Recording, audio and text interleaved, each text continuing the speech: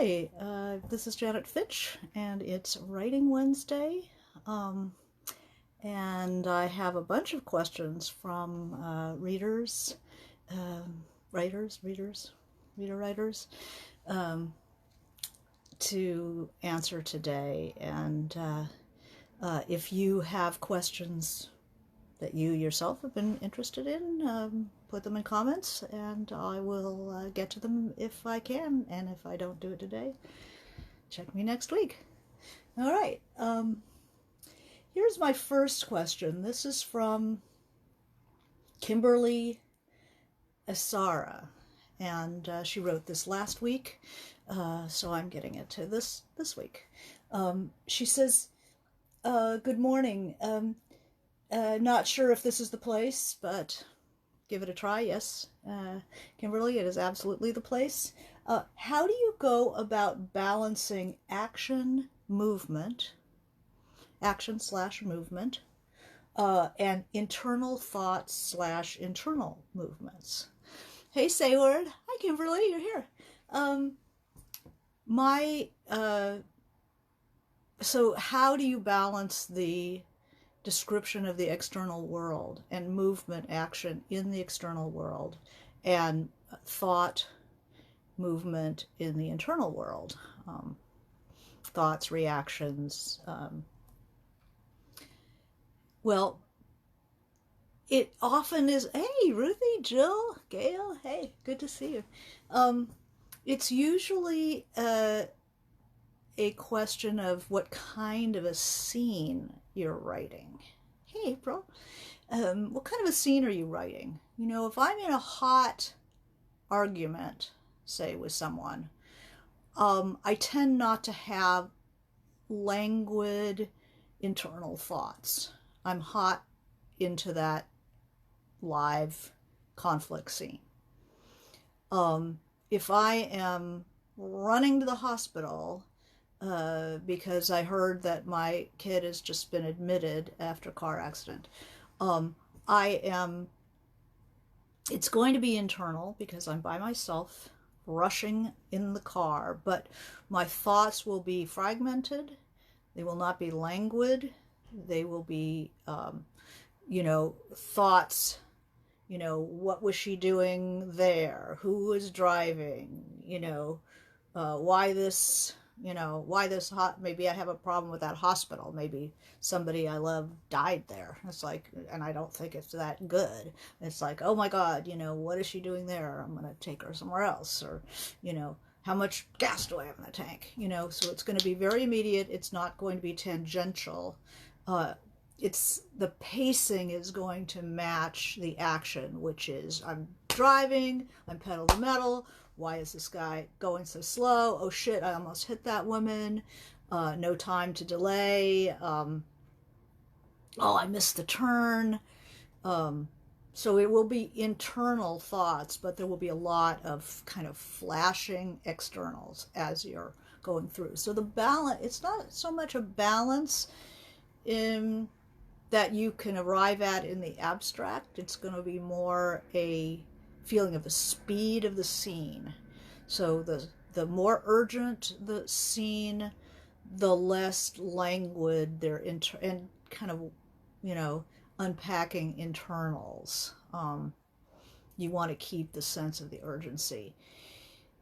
Action, external action, say I'm having a sword fight. Again, there will always be internals, but they will be definitely focused on what is going on in the external world. I could see him. We're doing a sword fight in some kind of a fantasy thing, and I could see his face, and I saw how much he hated me, and it was just like his father's, who tried to kill the dwarf so-and-so. In the action scene, it's going to be far more focused on what is actually happening, whereas in a more less pressured scene, it'll be a little slower. People can have thoughts about the landscape, and then they can move internally, they can go into memory. The senses are very vivid. So the external comes through the senses and what that person is perceiving. So there's always a mix. You're always going to put it in the blender. I think the biggest difficulty are people who try to segregate the external and the internal. So you get a big walking chunk of action. You'll see this in poorly written books, which I highly recommend you read some poorly written books or portions of them, to really and take notes of what is going on and what the difficulty is. They often have big chunks of just what the character is doing, and then usually they don't have any internals. I mean, that's bad writing, generally ignores the internal world. But you can have a very languid writer who the style, especially if you're a poetic type of writer, often poets who begin to write fiction have trouble with the more active description of more active scenes. They know how to unpack the internal action, the self-doubts or the memory, just the perception of scene, and then they forget that some of the scenes have to be propulsive. Some of the scenes have to have external action and conflict, because there's action, which is moving around, and then there's dramatic action, which is characters in conflict with each other.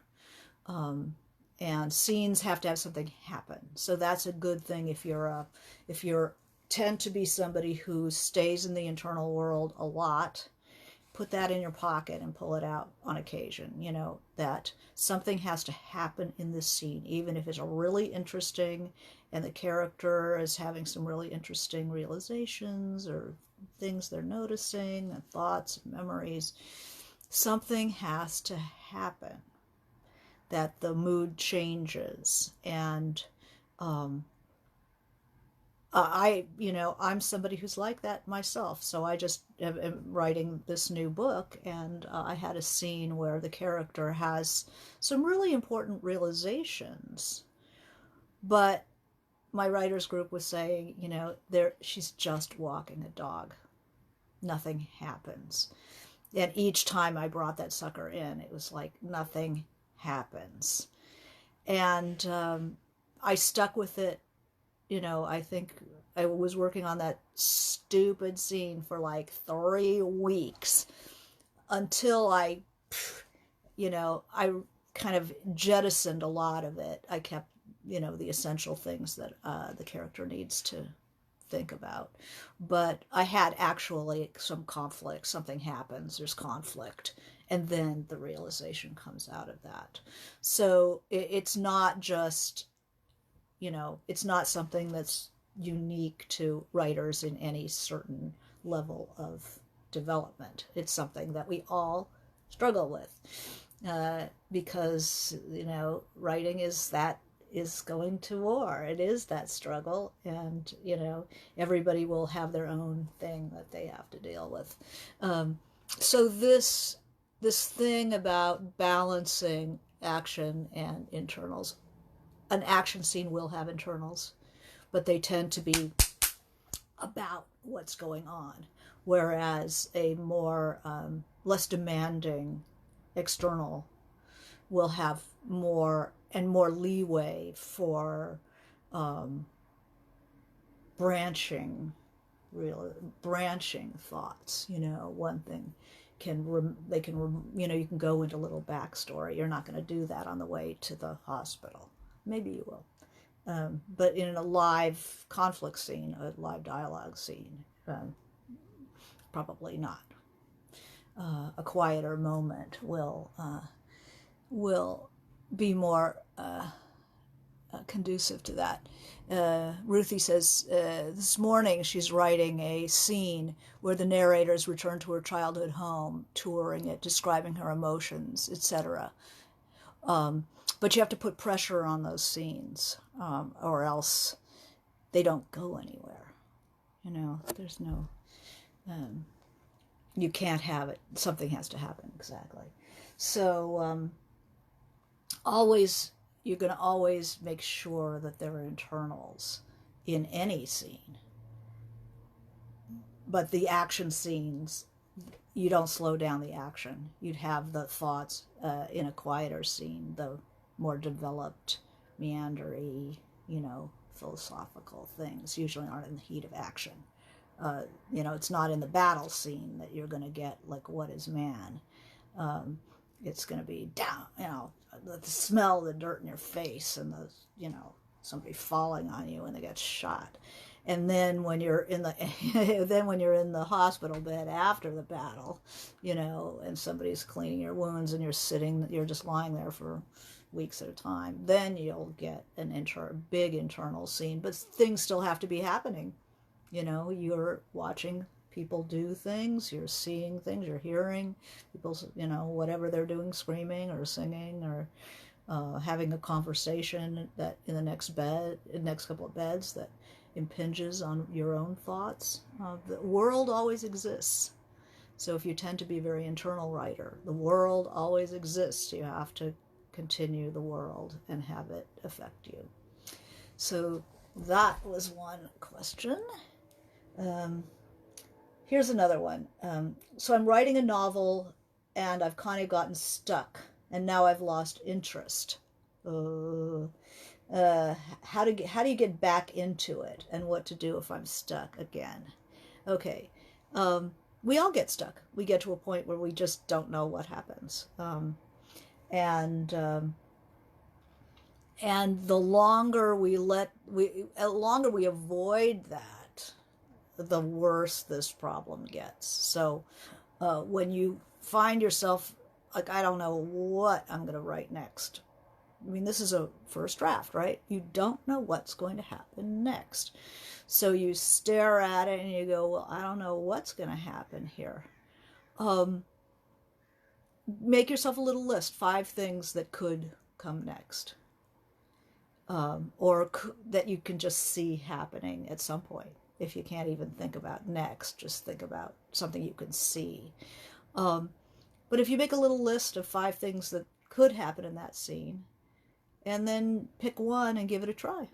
And with the idea that if you can't make something happen, if it's not happening, you pick one of the other ones.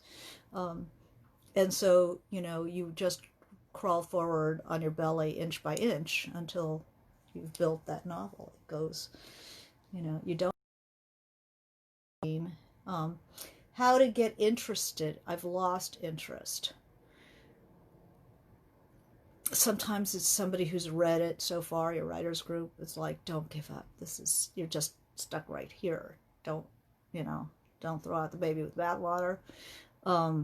Sometimes it's doing a little exercise. So it's just like turning on the tap and letting the water run a little bit. Sometimes that is energizing. Sometimes reading something that generally inspires you makes you want to write again. And everybody should have a couple of these, maybe 5 or 6 books that always inspire you to write near your desk at all times. So sometimes it's just break glass and read the book, read a little bit, and it's like, oh yeah, writing. Yeah, this is what I want to do. And this is why I want to do it. And then it often will inspire you to start again. But getting stuck and losing interest generally compounds itself when you keep checking and you still don't have any ideas. Sometimes you just bull through, and then you can always throw out if it doesn't work, but keep things flowing. So Vicky says, you mentioned last time you don't bother with counting words rather than you write in scenes. Is that why 2 of your books made great movies? I think writing in scene is like seeing that little movie in your head, which doesn't say you can't do all the language things that literary fiction is meant for. But it means that you've given such a vivid picture of your world and your characters to the reader that somebody who might be a filmmaker, of somebody in the visual arts, would read that and go, ah, I could see the movie. So I think writing in scenes is a really good thing.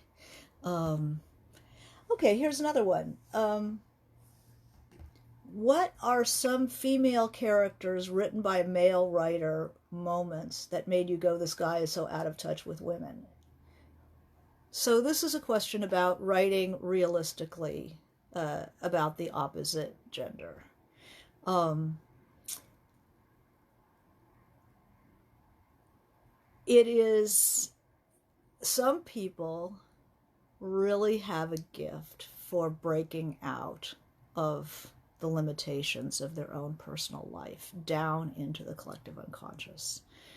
And they're so empathetic, and they have observed people very closely. I think that people who cannot write well about the opposite sex, or other genders, um, uh,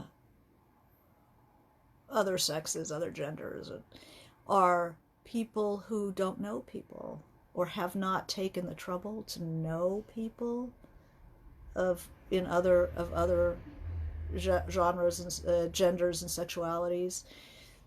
It's very hard to cross that if you do not know people intimately and empathetically. I think that men who have been surrounded by women, maybe, and have observed them and respect them and are interested in them, sometimes write women better than men because they understand them better. I think that the people who have been oppressed by another group see their oppressor much more clearly than the oppressor sees the people that they're oppressing. So this is very interesting too. So who do you observe more closely? I think that observation is the soul of this question. Whenever there's a stereotype, it tells me that person does not see those people as real. The woman who is just the damsel in distress, she's the one who gets beat up and raped and stuff, so the hero can come in and beat everybody up. These are people, this was a case of somebody who thought that some certain mystery writer, just used women to be, horrifically victimized so that the protagonist can go and save the day. And, that's, and said that writer always writes bad women. It's like, yeah. So if if you particularly want to write male characters and you're a woman, rather than just coming from a point of view of all men are like this, or this, or this, you're already behind the 8 ball. Basing characters on people, or amalgams of people is a starting point to getting very specific people. Not just any man or any woman, but this particular people like Jenny, or people like Dave. And then you tease out, what is it about Dave, And sometimes you take characteristics from more than one person. If you don't understand another person, you should not, probably should avoid writing about them. You know, if you notice anything cliche, any kind of stereotype coming up, um, it's that's a lack of curiosity and observation. But there's nothing like using bits and pieces of people you know mixed in with yourself, aspects of yourself. Um, I mean, I had men, maybe 6 or 7 major characters in Chimes of Lost Cathedral, Marina M. More men in this one than usual. And they're all either pieces of people I know, pieces of characters who are part of me now, and pieces of myself in male dress. And you work at them. I wrote the Marina's father, this middle-aged, self-impressed, kind of impressive guy, but definitely full of his own importance.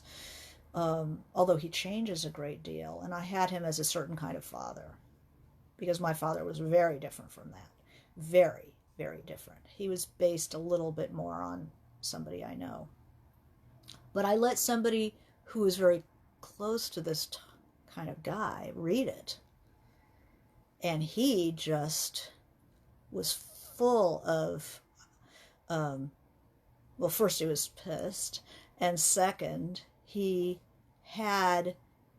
challenged me to be more, think about what this guy is like, and challenged me to be more,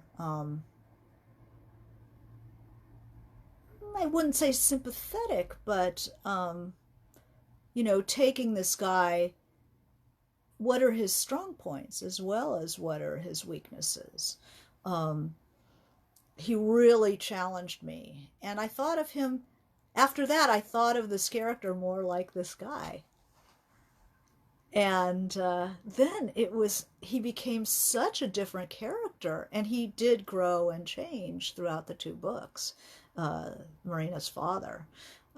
I saw him so differently, and not as the cliched, stern father.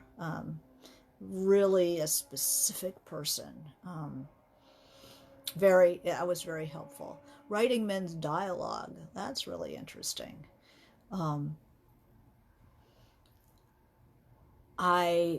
mean, every man will have his own vocabulary. Every woman will have her own vocabulary. No straight men. No straight man, like, what do you mean by that? Or every line $1 million line. So even people who are not your protagonist get good lines. Sometimes they get better lines than your protagonist. I think I had a really fun time with a friend who, we were at a party, and it was a very fun party. And remember parties? Pfft, miss that.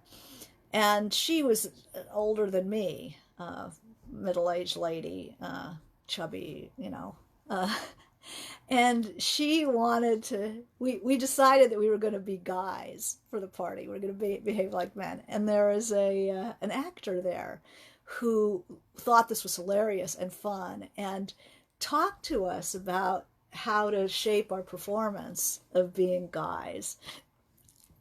Learned so much about men. Learned so much about men because we were now observing. He had given us a start, how to walk, how to stand, how to, noticing, like there was a game that people were playing, one of those crimes against humanity. I forgot the name of it.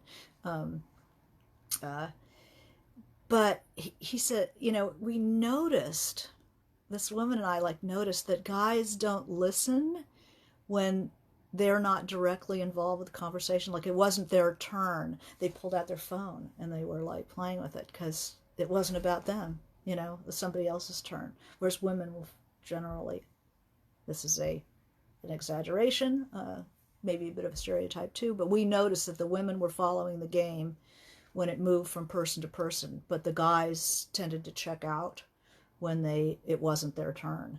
Little things like that. So, you know, start to observe. If you're interested in writing from the other sexist point of view or gender's point of view, observe, you know, try to be a man, and then watch how men behave, what they do, how they talk. You know, they generally aren't face to face. They're usually like this. That's why, you know, sports are good.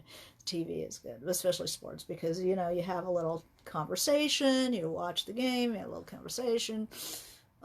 Never like face to face. Learned so much. It was really interesting. Let's see. Hi, Carol. Here's a question from Carol about in contact with TV producers. Let's see. I'm trying to see the whole thing if I can. But every time I click this, it brings up something else. Let's see if I can see it on my computer. Let's see. I can't see the whole question. I'm sorry, Carol.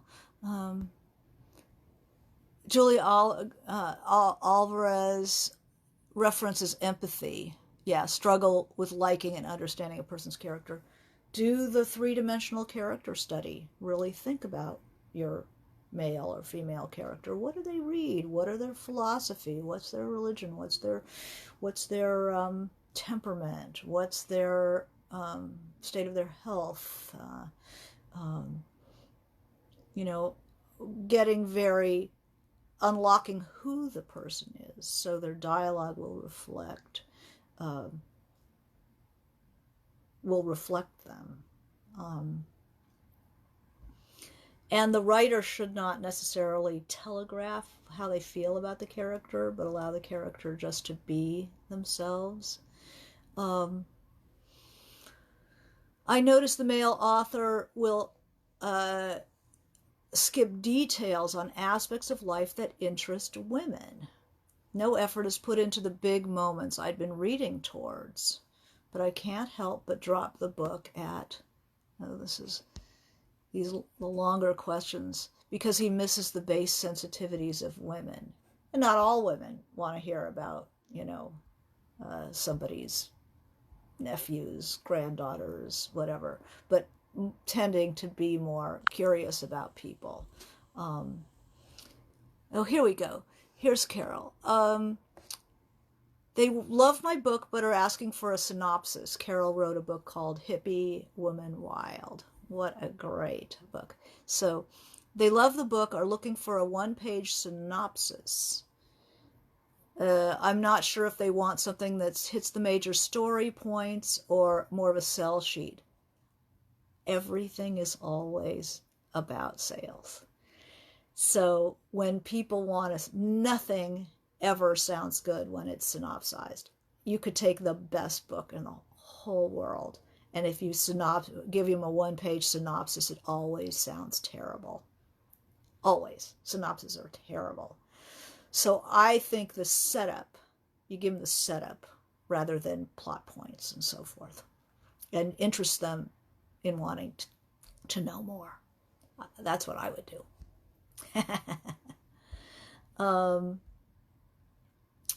Let's see what else we have. So this is interesting. You know, a male author will skip details on aspects of life that interest women.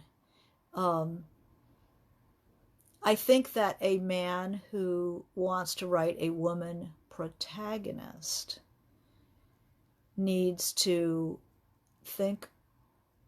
ask themselves if they feel confident enough in their character's particular interests and sensitivities. If they don't see the difference between a woman character and a male character, then they probably are not going to deliver a very convincing woman character.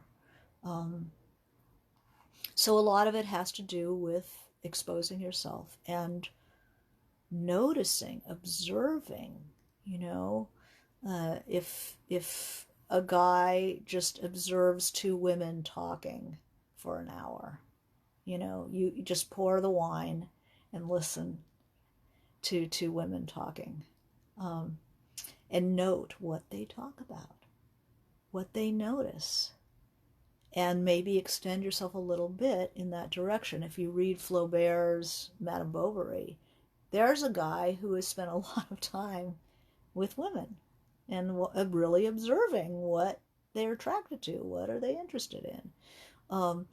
But if you're writing a novel and you know you're not interested in the things your characters are interested in, then perhaps you've made a poor choice as to what you're writing about.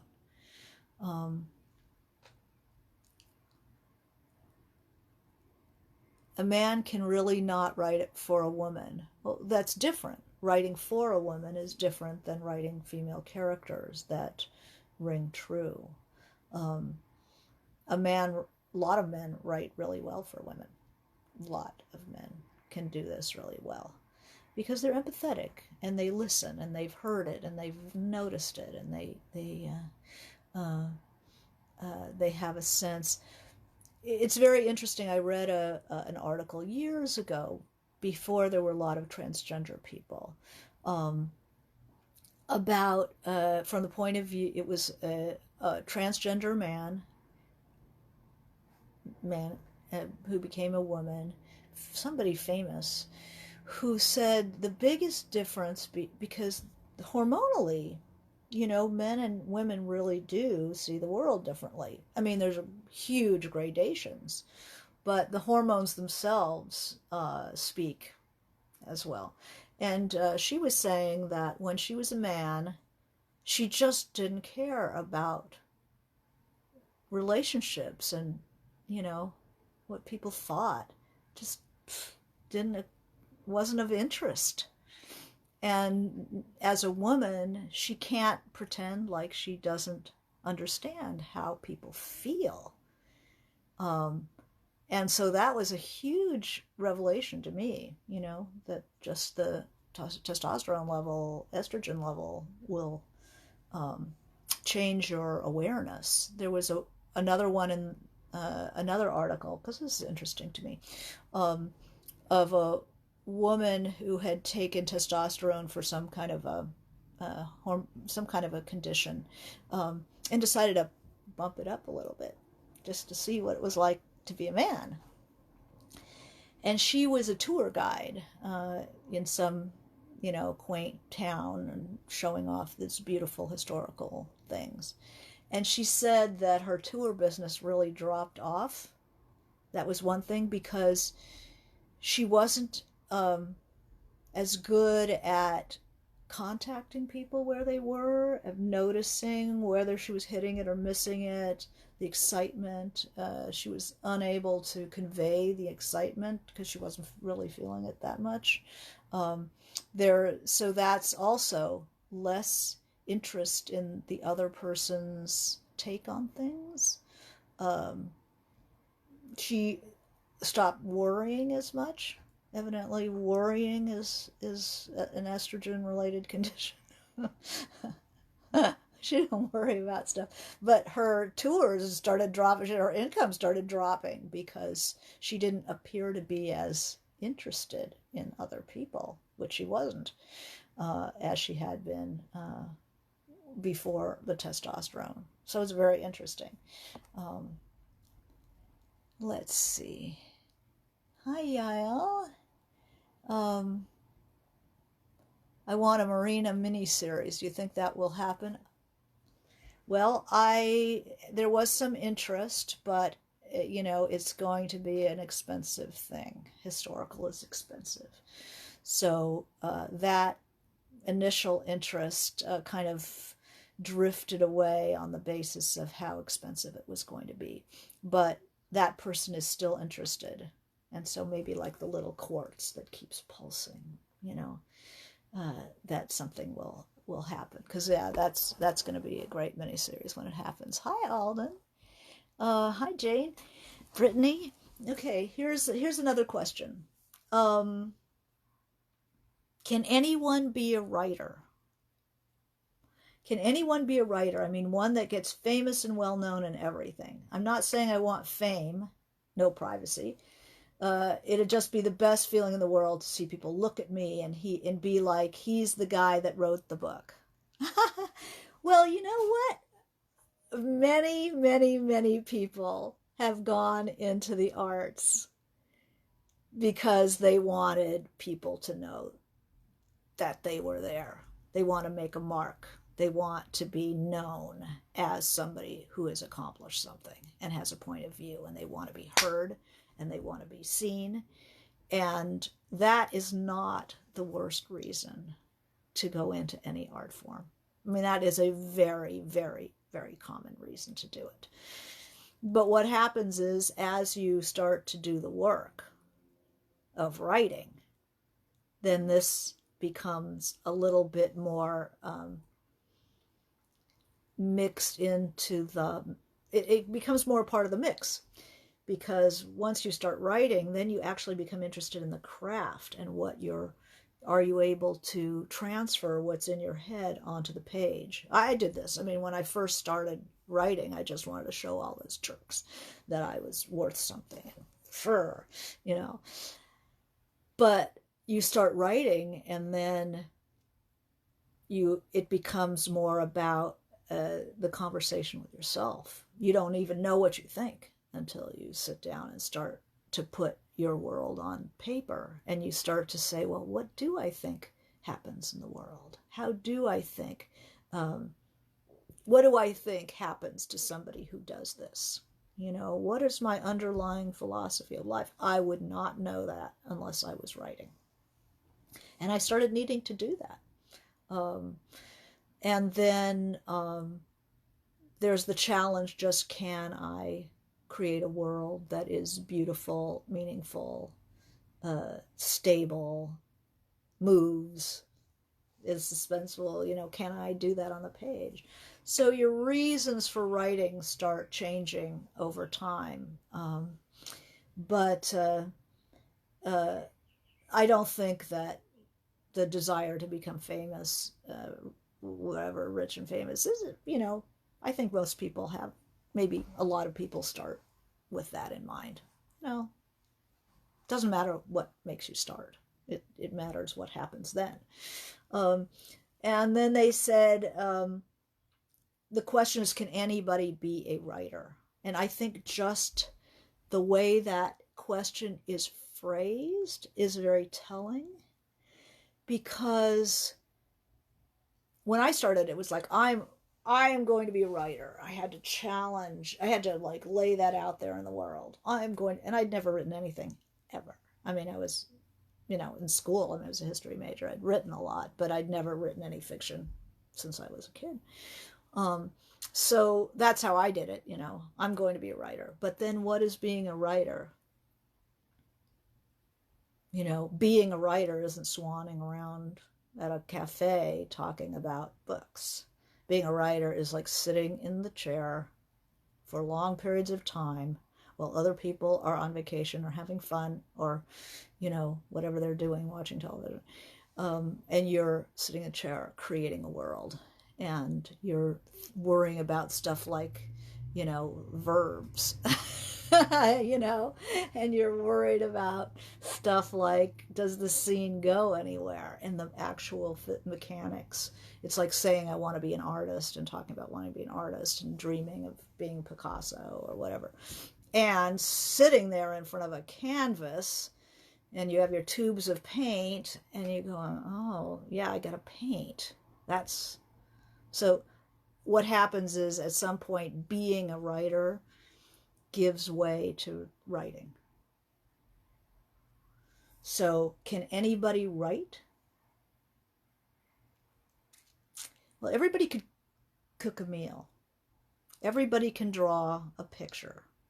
Everybody can string sentences together. Being a writer kind of is a step beyond that, which means can you put those sentences together in a better and better as the years go on? Can you sit in that chair week after week after week after week after week, month after month after month, without just saying, gee, there are other things to do in life than this? So there's a lot of elements about being a writer that don't have a lot to do with even your talent. It has other kind of characterological things going on. So anybody can write. Anybody can write, but not everybody ends up really wanting to and shaking on the challenge of what that really means. Can you suggest favorite novels by writers whose style seems to gravitate towards vignettes?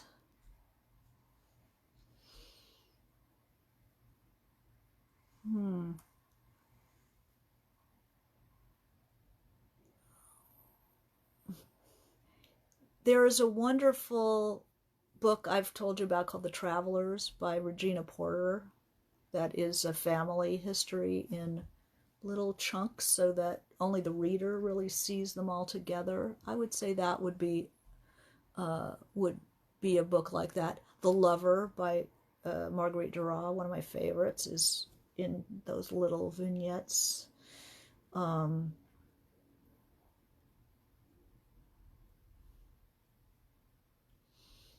I think what you mean is there's not a lot of connection between one scene and the next one. Might be the thing. Didn't Hemingway say that writing is the craft that can't be mastered? Yeah, it is. You're always a beginner. You're always figuring it out. If you could do it, if you were ever got there, if I ever got there, I'd just be so bored. I wouldn't want to do it anymore. Whereas there's no upper end to an art form. You just, more, but each book you have to start over again, and build your own tools to build the book. So it will, a world of challenge.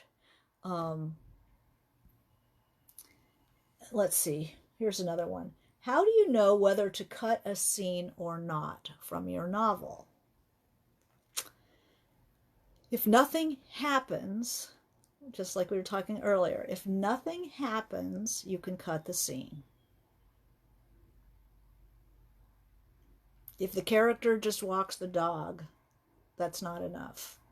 Something has to really happen. And the character can't go back to the way it was before. Something has happened. You can cut the scene. That's a really, so either make it do something or cut it. And I'll usually make it do something because there's often there is a reason that it's in there. I didn't get there yet.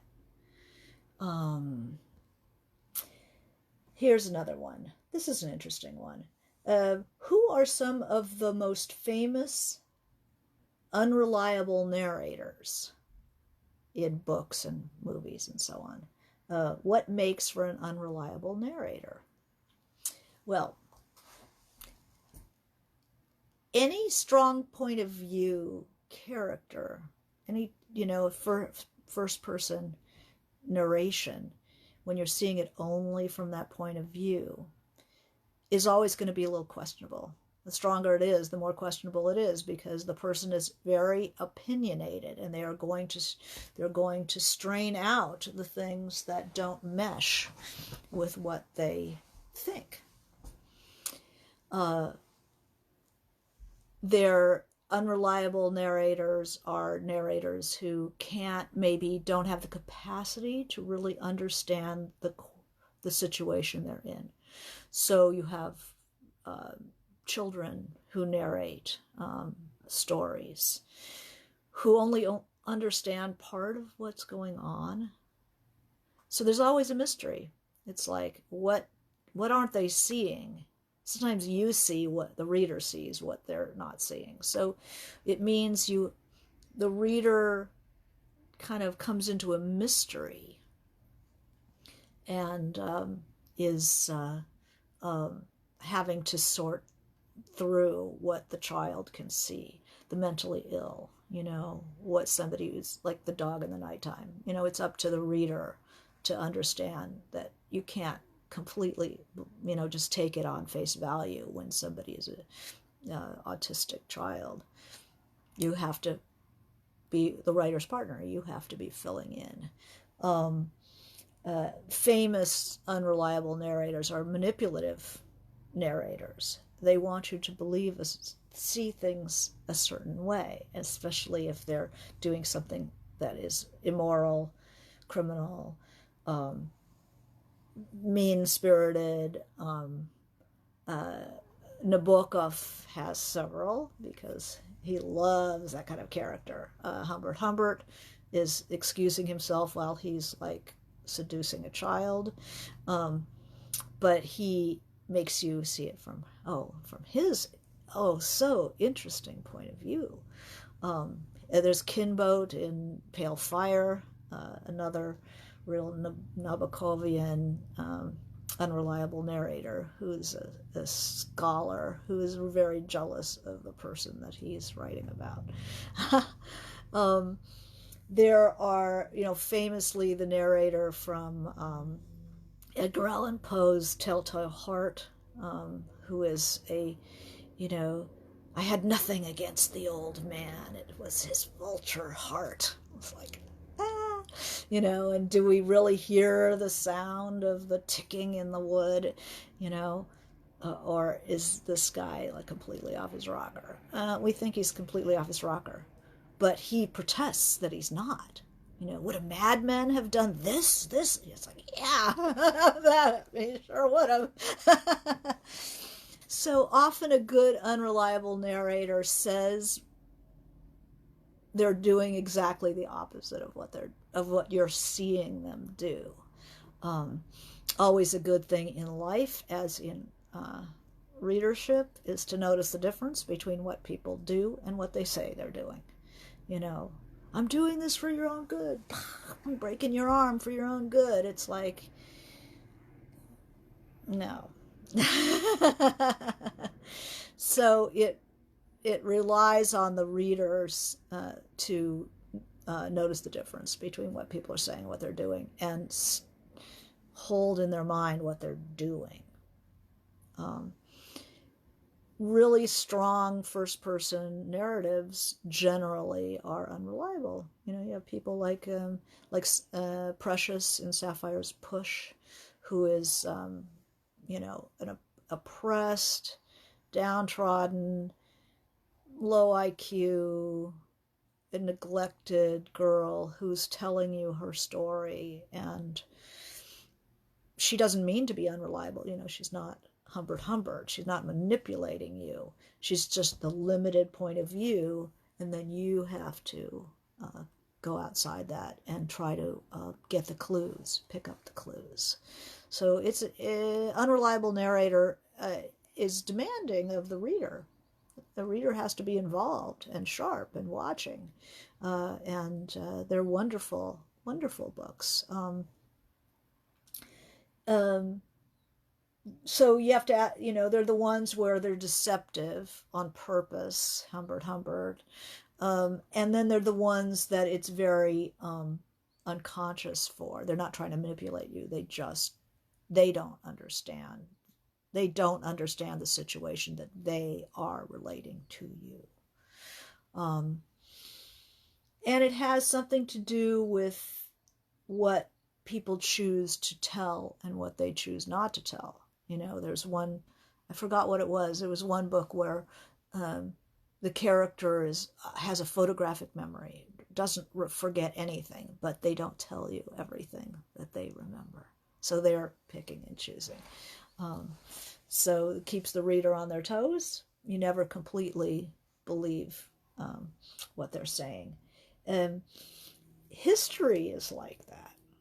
I would love to see more history in with the unreliable historian, because historians they all have a point of view, and people don't think about that when you read a history book, that there is somebody deciding what to include and what to not include. And so for fiction, that's very interesting. Here's Drive the Plow Over the Bones of the Dead, combines both, Megan says. Very cool. Written on the Body, yeah. Written on the Body by Jeanette Winterston. We don't know, hi Peggy, we don't know if she's a man, if it's a man or a woman. It's a person who is in love with the married woman. So that is beautiful. One of my favorites is Played as It Lays by Joan Didion, where Mariah gives you a list of the things that she will never do. Let's see if I can find this. She gives you a list of the things that she will never do, and then we see her doing every single one of them. So that is always a really good way of setting up an unreliable narrator. I would never, go after a guy who, doesn't have his own car. And then, 2 chapters later, there she is with this guy, and, he doesn't have his own car. I mean, that's a very simplistic thing, but where you see them doing the things that they'll never do, and it's a great way to set it up, is you tell them to make a list of the things that she'll never do, and then do them. Let's see. Oh, I should have marked it ahead of time, but I thought I could just pick it up. I mean, it's a real list too. It's fantastic. And then, let's see. But The Unreliable Narrator is fascinating, and takes a work that might otherwise be kind of, I shouldn't say boring, but, straightforward, and gives a little spice. It's a challenge to the reader. So let's see. Gail has a question. I'm in the middle of a first draft, and I'm tempted to go back and lay out scenes as a possible beginning in order to help point the way forward. You could, or you could just write a page everywhere you see that you need a scene to point the way. You don't have to stop. You can just write a paragraph. If you keep your manuscript in a ring binder, you just put in a page saying, I'd like to have a scene here to, about suggesting Johnny's unreliability, TK, to come. You have another piece of paper you put in here, needs a scene, setting up Janine's sphere of water. I'm not a big lover of people going back too strenuously in a first draft, because people get caught in that I have to keep improving the beginning.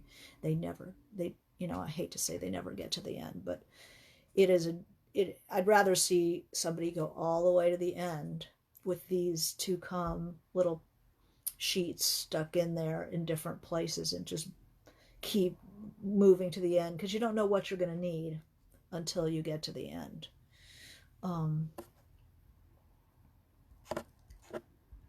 Let's see. How do you manage to stay focused on writing? Do you have a schedule, iron will? It's all I do is write. It's all I do. It's the only thing I have to do is write. So how do I stay focused? I'm always focused on it, unless it's not going well, like what do you do when you're stuck? And then I'm just kind of caught in the vines until I get my machete and I chop my way out of that. My schedule is, I get up in the morning, I read for a couple of hours, and then I go to work. and I work until, usually around during this lockdown, I've been working from about 11 to 4 with a little break in the middle. And it's not a iron will. It is because resistance is very strong as well. And that's will as well against yourself. So it's more just, it's time. Oh, it's 11. It's time to go sit down and work. It's what I do. So it's like, do you have trouble focusing on brushing your teeth? No, it's time to brush your teeth. You brush it, and the fewer decisions that you have to make, the better. If you don't have to decide to work, it's just time to work. It's hard to stay focused when things aren't going well. The temptation is to check Facebook, check this, check that. So I stay focused. I use the timer. Many of you know I'm like in love with my timer, and I'll go, for the next 20 minutes, I'm just going to work on this part that doesn't, that I'm having trouble with. And usually after 20 minutes, I've gotten into it, and I'm, making some progress. So I love the short bursts of work. Very, very helpful to me. Let's see if there's anything I've missed.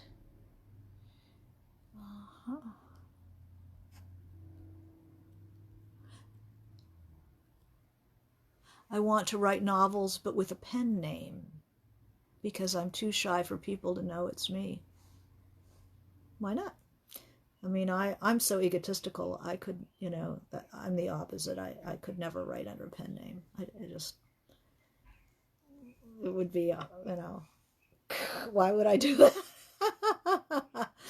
But writers are shy. A lot of writers are shy. They create a persona that they're going to write from. And it frees them to be more honest, take more risks, because nobody is going to know that it's them. I don't see any problem with that. There was one question about names. That was funny.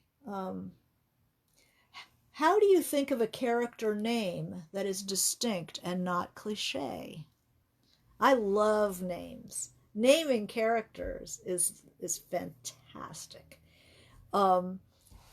Let's see. I have one of those little baby books, that gives you a list of names and their meanings. Names are very specific ethnic markers, class markers, regional markers. If I'm naming a French Canadian character whose family are fishermen, okay, I'm gonna think about what is the difference between French and French Canadian. Is there a spelling difference? Is there more if they're like more old-fashioned people, traditional fisher folk, what are more traditional names, French names, French Canadian names. You can tell. Be very careful with giving everybody a name beginning with a different initial. If there's a Carol and a Cindy and a Kathy with a C, people are just going to be like, they can't tell the difference. I mean, I had in Marina M, I have Marina's nanny, Avdokia. That's a peasant name. It's a very classic, old Russian name. And naming somebody of peasant origin in Russia who's working as a nanny for this fashionable household, that I saw her very clearly that I wanted that peasant name. And I have lists of names. I love that. I have to sometimes just stop it because I love it. I have lists of, for that book, I had lists of peasant names, male and female, lists of different, like Russian last names, because sometimes you want, some names kind of have a humorous feel to me, like last name, Kin seems kind of a little bit lighter weight than ski, SKY, or off seems a little heavier. It's almost musical, how you pick your names. But definitely, if you have a Bill and a Bob and a Bo, and, think twice about that. Also, think twice about using either their full name or their nickname. So if you have Michael, who is Mick, you pick one, Mick or Michael, Robert or Bob, but try not to use them both because it's very confusing. A character name that is distinct but not cliche. Like, what's a cliched name? It's like if you have a Latino character, think about like what would be a cliched name. I don't know, Juan, Jose. Might want to be Esteban. You might want to be Alejandro. There's all kinds of really interesting names. So why call somebody, especially going to have, in real life, you might have 5 Marias in your class at school. But you might want to think about more interesting names because they're more memorable names. So challenge yourself, if but you also are going to be looking at the characteristic. If somebody is if you see a plain Anglo character from who came, was born in, say, the 50s, what movies was the mother watching? What were the popular names in that era? My character's mother in this book that I'm writing now is from Hollywood, born in 1925. So I wanted an old-fashioned name for her that she doesn't use. She uses a nickname exclusively. So I wanted kind of my apologies to anybody who has this name, but I kind of wanted an ugly-sounding, clunky-sounding name for this very attractive woman. So it's the self that she doesn't own. So I called her Arlene, because there's certain names, Arlene, Shirley, that just were very popular, in that Depression era generation. So I wanted to use that. How many syllables? I don't know. I have a pseudonym I use when I fill out things that I really don't want the emails, but I fill it out using a couple of different pseudonyms, so I know when they're coming. It's like, oh yeah, okay, I remember what that was. All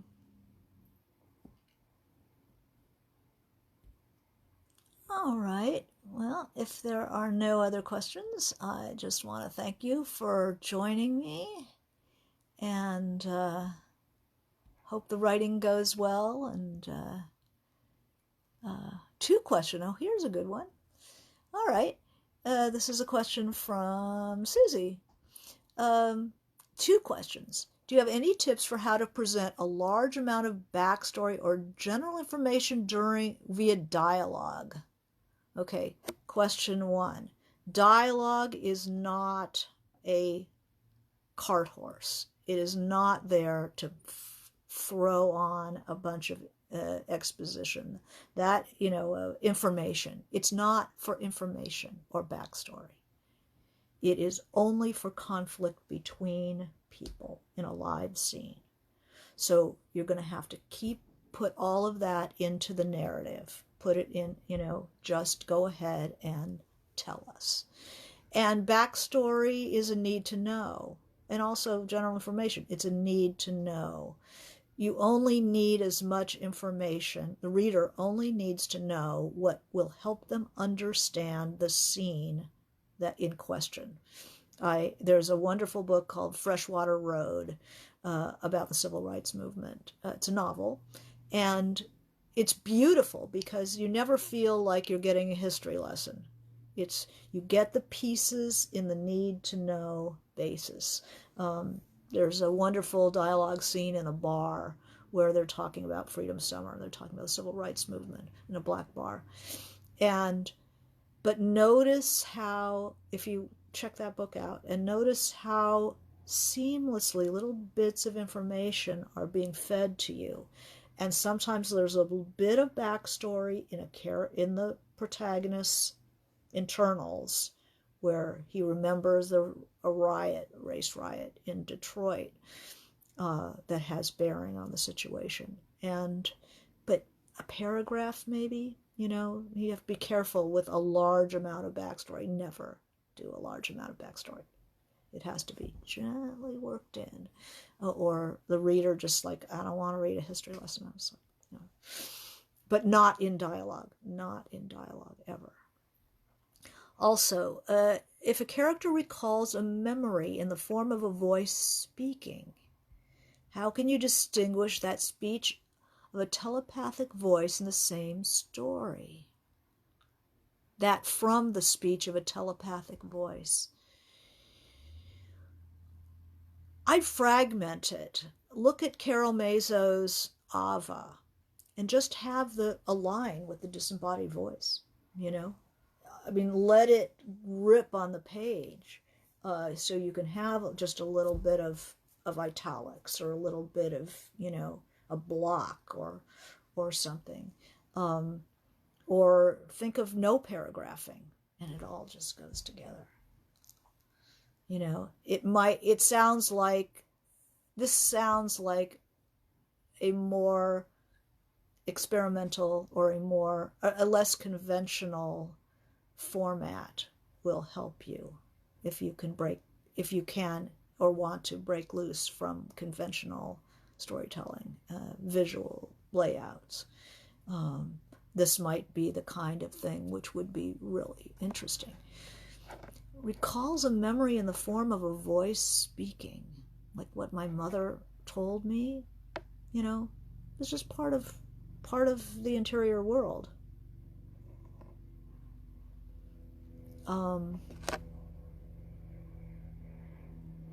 Using italics and quotation marks for both blurs the difference.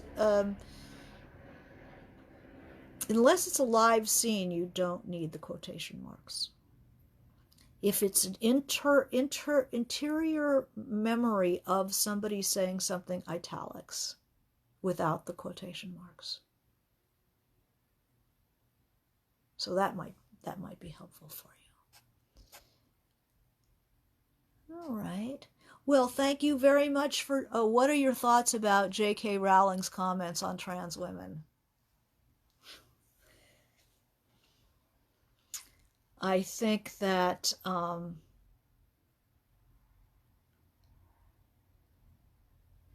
sometimes when you communicate with people outside your sort of circle of confidence, the further away you go from your kind of circle of confidants, the less likely you can depend upon being absolutely sure that you're going to be understood, and things that you're going to say are going to be taken in the spirit that you think you're offering it.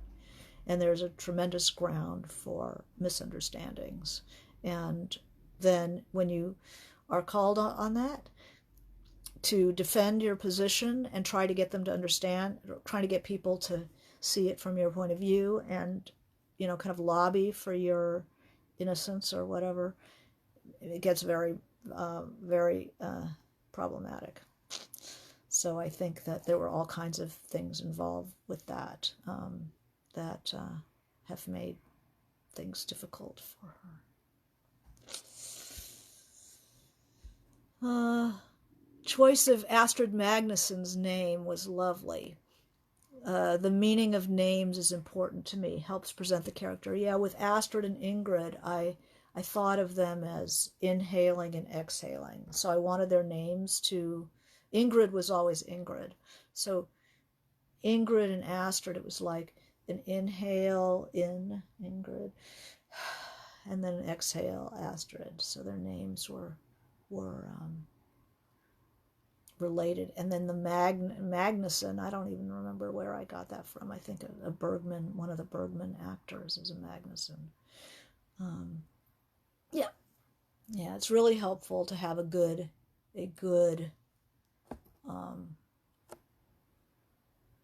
resonant name. So Susie says, editor wants me to put quotation marks around memory voice. But I think, as you say, memory is free floating, memory of a voice. So italics is what I would do. And a telepathic voice would also be italics. Yeah, because they're both internals. They're both thoughts. All right.